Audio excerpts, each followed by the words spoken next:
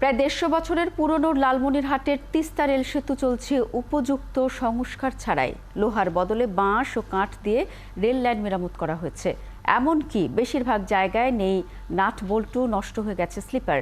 ঝুঁকি নিয়ে লালমনিরহাট ও কুড়িগ্রামের আন্তনগর ট্রেন সহ ২১ জোড়া ট্রেন চলছে সেতুটির উপর দিয়ে। উত্তম রায়ের তথ্য ছবিতে প্রতিবেদন। লালমনিরহাট ও কুড়িগ্রাম জেলার সাথে রংপুর সহ অন্যান্য জেলার সংযোগ রক্ষাকারী শতবর্ষের পুরনো এই তিস্তা রেল সেতু দিয়ে এখনও প্রতিদিন যাওয়া আসা করছে ট্রেন। সংস্কারের অভাবে সেতুর রেল লাইনের বেশিরভাগ জায়গায় নষ্ট হয়ে গেছে স্লিপার, নেই নাটবল্টু। লোহার পাতের পরিবর্তে লাগানো হয়েছে বাঁশ ও কাঠ। অযত্ন অবহেলায় নাজুক এই সেতুর উপর দিয়েই ঝুঁকি নিয়ে প্রতিদিন চলছে ২১ জোড়া ট্রেন।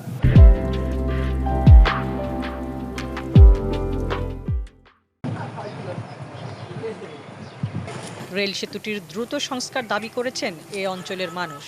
পাশাপাশি রেল চলাচলের জন্য বিকল্প আরেকটি রেল সেতু প্রয়োজন বলে মনে করছেন তারা। আর যারা ট্রেনে চলাচল করে তারা অনেক ঝুঁকির উপরেই চলাচল করে, যেহেতু ডেট এক্সপায়ার হয়ে গেছে ব্রিজটা অনেক আগেই। এটা রেল মন্ত্রণালয়ের অবহেলা এবং অযত্নে জায়গায় জায়গায় বাঁশের টানা স্লিপার এবং সেই সাথে বাঁশের খোঁটা দেওয়া। যে কোনো মুহূর্তে একটু দুর্ঘটনা হতে পারে, এরকম পরিস্থিতিতে আছে এখন বর্তমানে। তো অতি দ্রুত এটাকে